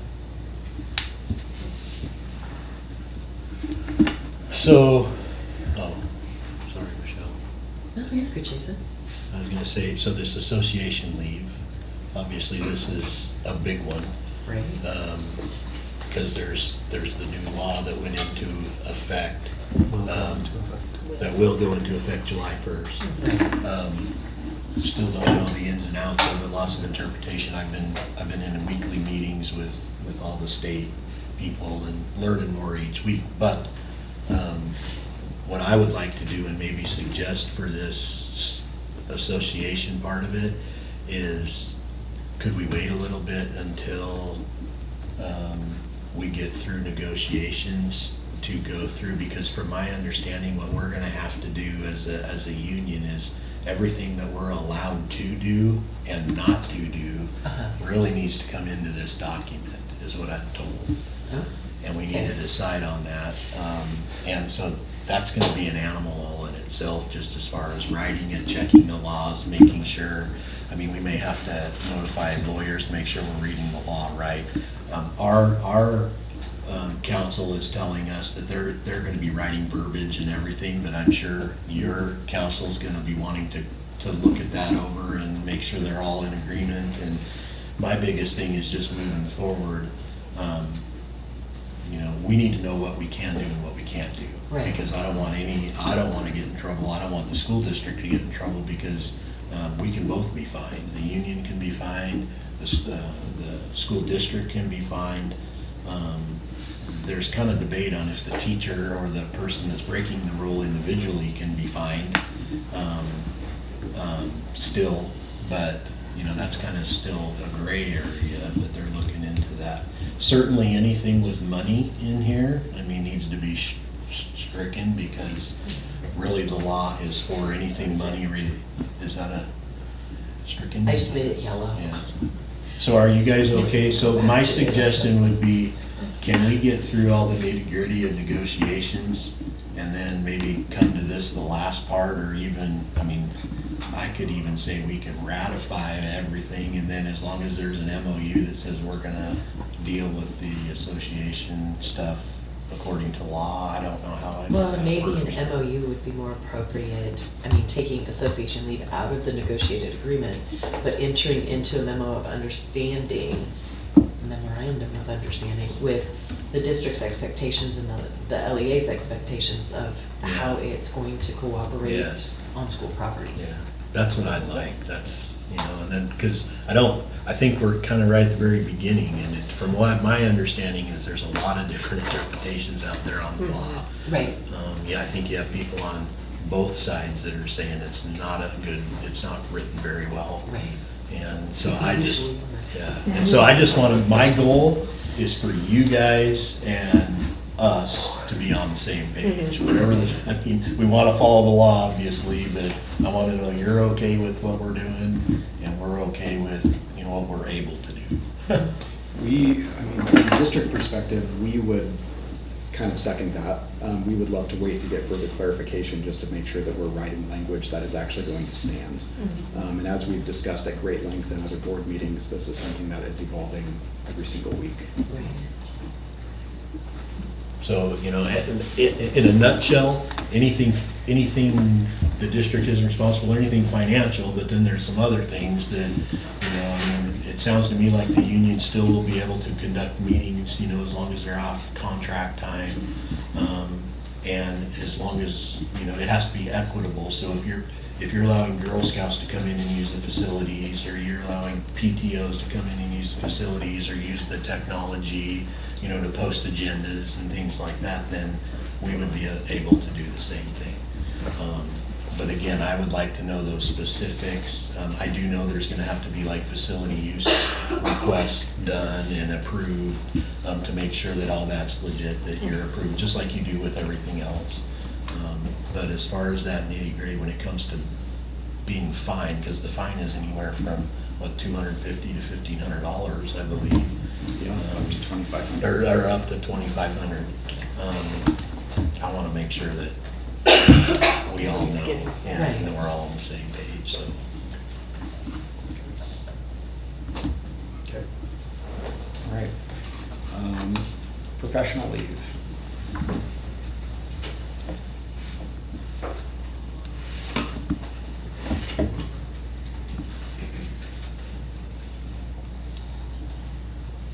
Looks like we're good.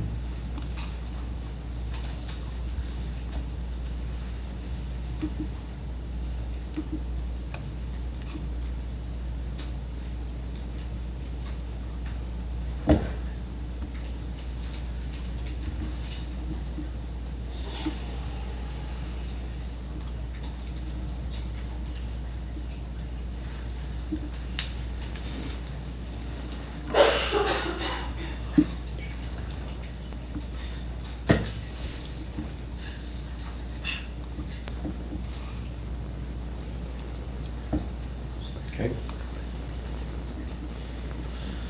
Yeah, I don't think there's any changes, is there? No changes to professional leave? We don't Okay. recommend. Bereavement leave. Did we want to try to Ethan County? Is that him or someone else? Or do you want something that we rolled up? Yeah, that's down below. Okay.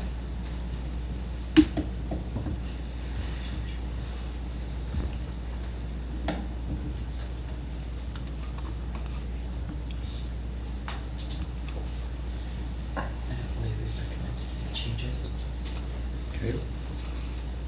Now, It's on the LEA. it has come up in the past, Brooke, tell me if I'm wrong, but I think it came up recently. Somebody asked well, if I only took 2 days of bereavement for that incident, can I bank those for the other incident?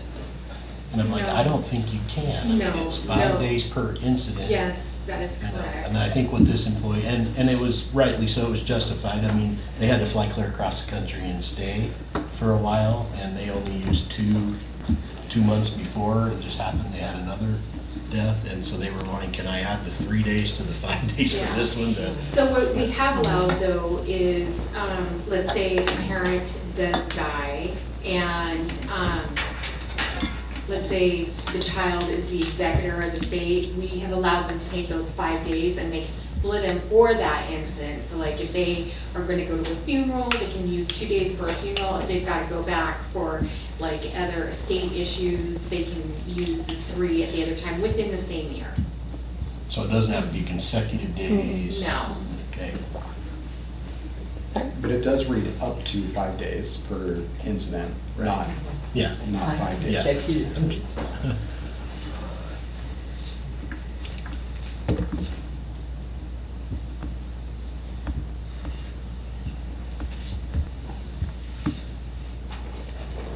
Okay.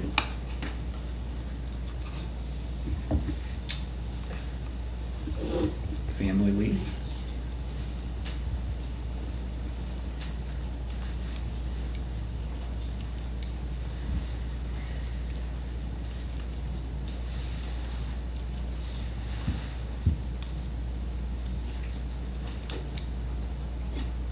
Oh, so the only reason it's under, so it's a link, right? Is that the only reason it's Yes. underlined? Okay, Yes. on the black one? Yes. Okay. Yep.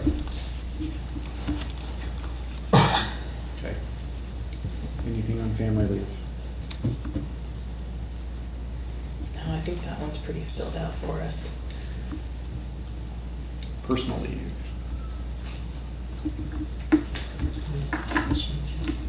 One of the things on the personal leave that we can always get to, and we don't even have, I mean, obviously, we won't decide now, but sometimes we've been in IBB where maybe we're not giving a certain percent of raise or whatever, but we agree to some other things. There could be caveats. Some of our members suggested, we always survey our members on what would you like to see or us to negotiate for in your benefit. And this came up quite a bit. It was one of the most popular ones. They wanted to raise the personal leave to 3 days. But we don't need to make that an issue right now or a topic right now. I would like to wait and see what, you know, the overall package is gonna be, because obviously there is extra cost to doing that.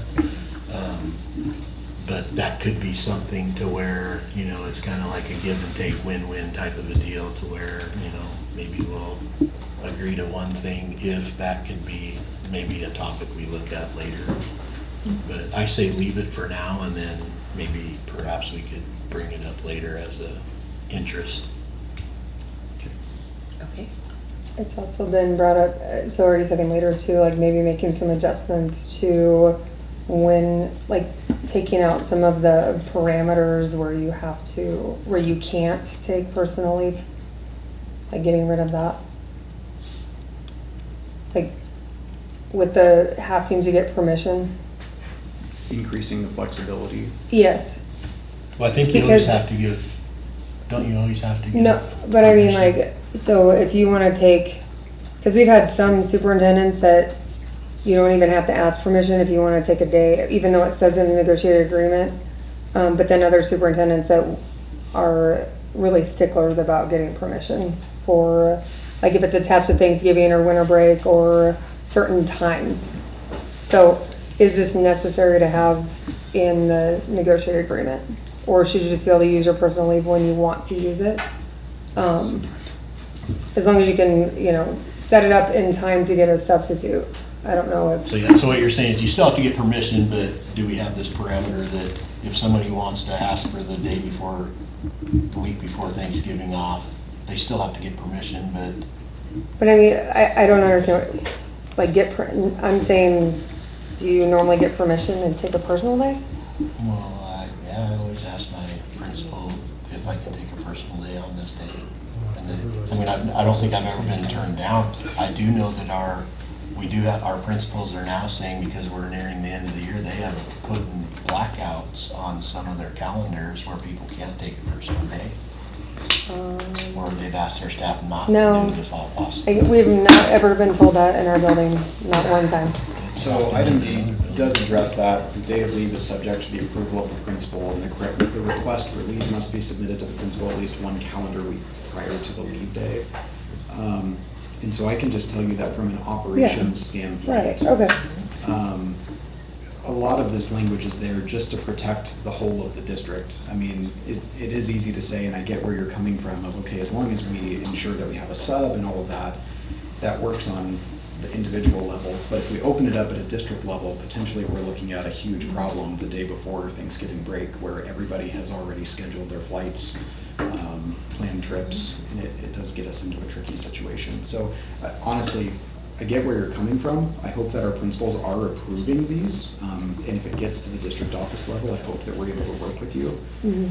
But for the sake of smooth operations in the district, that would be a really challenging thing to let go of. The first one? I'm just talking about the first one. I'm not talking about D, like there should be some obvious parameters of, I can't just go, oh, it's the last day of school, I'm gonna take a personal day tomorrow. Yeah, and honestly, even, I'm speaking to A as well, but even point D there about getting a week's approval, working with the principal in advance as much as possible is something that really helps us with operations. Subs are very, very difficult to find these days. Yeah, and that's the other reason why that language was put in the negotiated agreement, is so we didn't have 60%, 70% of our certified staff bailing on the Friday before when we don't have enough subs. Yeah, it's shocking to look at Frontline and see on a day-to-day basis what our substitute fill rate is for the district, and see how, like, rarely it is over 80% of vacant jobs that are actually filled by a substitute teacher. So I just worry a little bit for those preventable, predictable absences. The more we can communicate, the better. How come people don't want to be subs anymore? I mean, it's been a problem, well, ever since COVID, I think. It seems like COVID hit, and then we had such a hard time getting, and I know it's a money thing, but I also don't know. I mean, we never used to have problems getting guest teachers. It's always been a struggle, actually. It has? Even before COVID? Yes, we do a lot of onboarding. We even have people that we fingerprint. We had to change our policy on fingerprinting because we had it to where we would deduct it from their first paycheck. Well, now we have to require them to pay for fingerprinting up front, because a lot of them would even go through the process and wouldn't even work. And so then we were out that money. We have people that sub, maybe once or twice and are like, oh, this is not for me. And so, it's always been an issue. We do pretty aggressive recruitment and Yeah, I know we do. I mean, we're working hard to try to get, there's just nobody wants to do it. Come on, Dave, get in the sub pool. I was. You can't be. I can't be paid. Well, I mean, you could, but you not be on board anymore. I didn't say I'll paid. donate, I'll donate my time back to this. Yeah, it's a win-win, right? So I do want to add though, I know I said this a moment ago, I hope, it is my philosophy, and it has been as a building leader all of these years, that we want to take care of our staff and work with people on this. And so that is the practice that I believe is in place around the district, is for principals to work with their teachers on this. And so I hope that you feel supported in that. No, I'm bringing it up because this was brought up by members.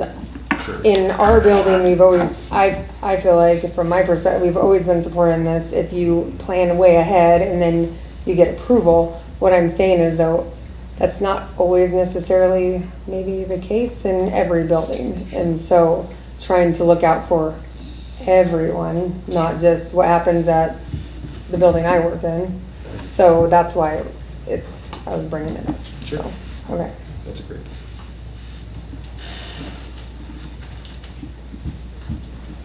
So we leave it stand as is?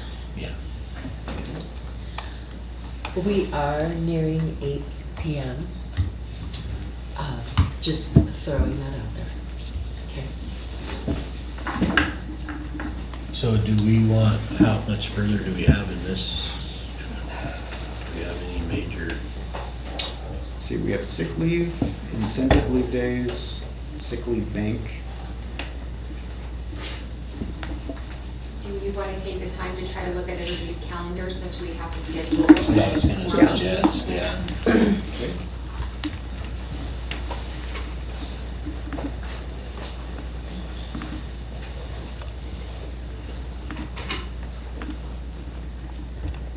I know for me, this week, any other day this week is not good. And I know we have another 2 members that can't meet on a day, but I would like to do next week sometime if you guys, I don't know what our board schedule is. I know you guys are meeting a lot. But We have policy committee on Monday the 18th, and we have the regular board meeting on Wednesday the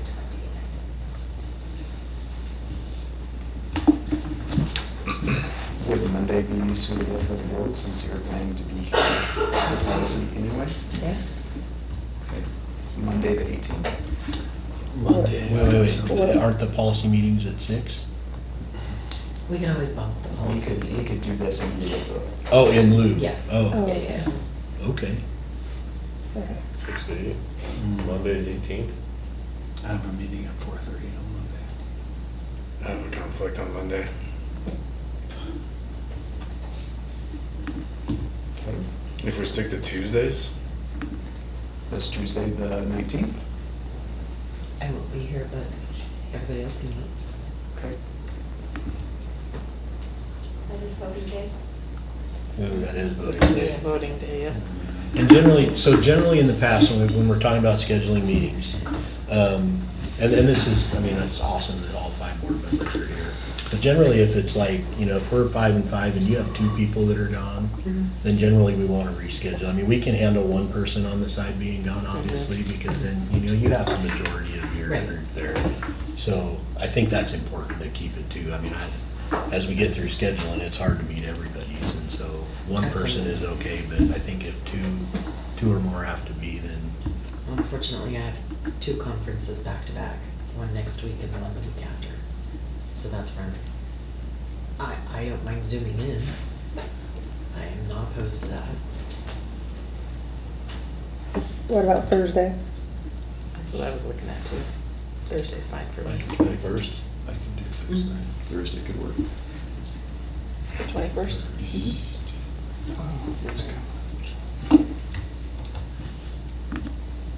As long as you would agree to let me zoom in. Oh, you'll be gone Thursday too? I'm in a conference, yeah. Yeah, that'd be great, and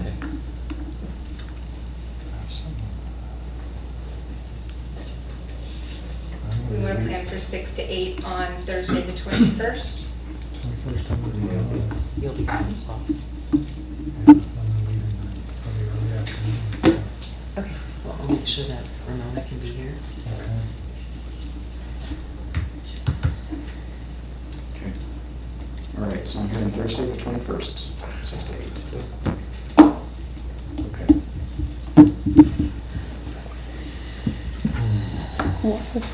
It's me like invite people. I don't know what I'm doing. Okay. We've got our date set. We have 5 minutes remaining. You do? And then,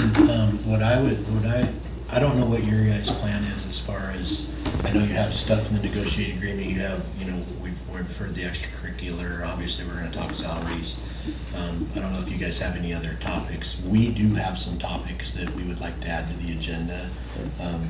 It's more working condition, type things as we get into it, but, I can work with you and share those with you. Maybe what I would like to do with my team between now and then is prioritize those and see which ones we want to attack right away, and if anything can be tabled or whatever. And so then if you guys have other topics that you want as well, You know, and so we're talking anything, you know, obviously that deals with money, but anything that deals with working conditions as well. Bring that up, let's talk about it, because there's nothing to say we can't, you know, work with something for the betterment of the district. Absolutely.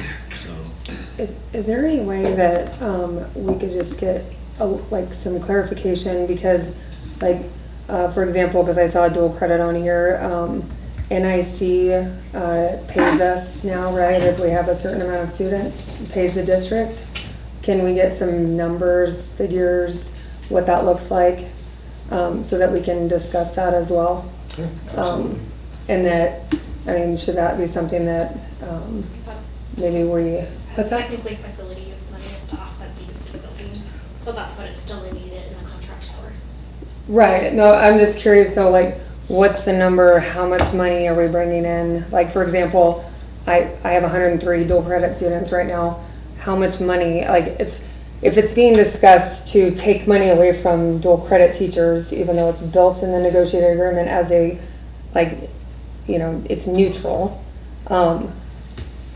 I am bringing in money for facilities by teaching that many students through NIC, because like NNU instructors are not bringing in that money. So I just would like to know some figures there of how much money we're getting from NIC. Yeah, and we want to be very transparent about that. Right. And so we're happy to bring those figures. We can Right. show exactly how it's being paid out right now. Right. We won't get into the specifics of individuals, of course, but we can talk about what our rationale is and how we're trying to take a look at how that money is accounted for. Right, that's what I'm saying. Yeah, Because absolutely. this keeps coming up, and so we're just trying to figure out, like, why does this keep coming up? As far as if it's built to be flow through, and then on top of that, some of us are actually bringing in an extra. We're not saying that we want that, but why does this keep coming up as it's costing the district money when it's actually making the district money? Yeah, we can definitely talk about it. Okay. I mean, with 2 minutes now remaining. No, I'm just asking for future so Well, that we can it's, definitely bring we it. know some figures, that's what Yeah, I'm yeah. asking for some clarification. And that's something that, like, for me personally, I want to talk through and get really clear on it, so I appreciate actually Okay. that you brought it up. One thing that I want to add, if I may, it's just some direction on the board. I think that you guys all understand that it takes us a bit of time to run scenarios financially, and so assuming that we will get to the certified salary schedule in the next meeting, is there any thoughts from the board on what specific scenarios you would like us to be prepared to discuss? Otherwise, up to this point, we have the same information to present and to talk through that we've presented during the IBB workshops.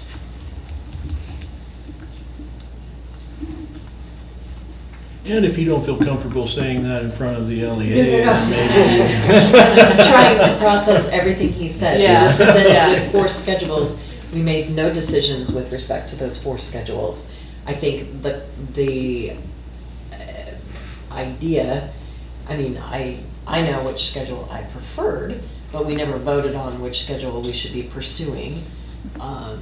And so I don't know if it's your intention from the district's perspective to present 4 schedules to the LEA and have us all talk down the roads of each schedule, the advantages, disadvantages, whatever.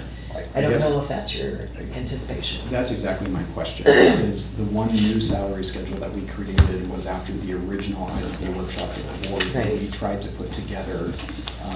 That the board had asked for. That the board had asked for, that we put together on the criteria that you presented. And so that is the only, I mean, that's really the only new scenario that we have to run through, unless there are modifications to that you'd like to see. And all other scenarios are the current salary schedule with modifications.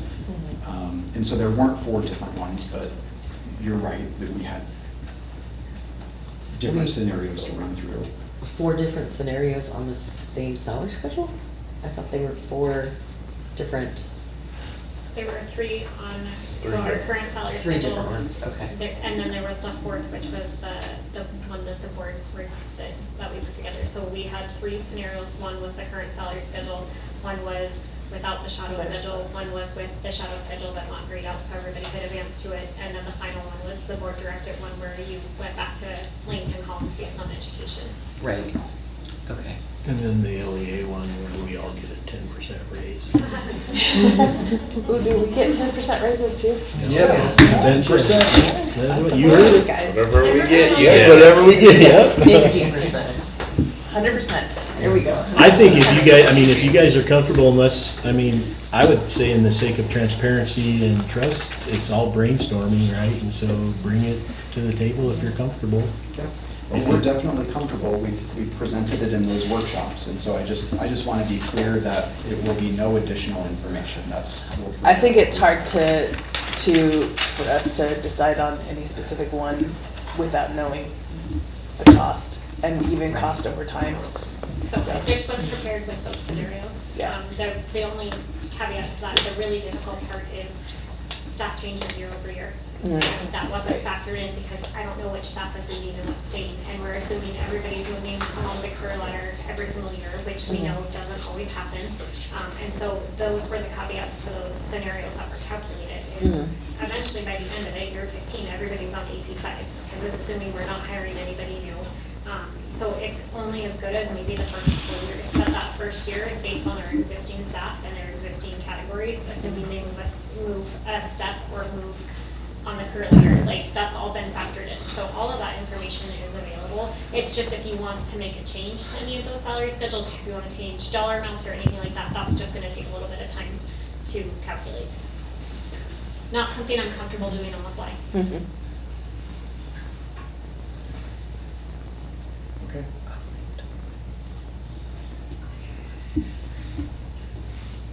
All right. Is there anything else for tonight? Will you send out an invite for the next meeting? Yes. Yep. Thank you, Invite sir. will be sent. Yep. Thank you. And then we'll just collaborate on future agenda Yes. items, and then we'll add anything from Yep. from the district as well. Okay. All right. Thank you, everybody. Thank you, guys. Thank you. See ya.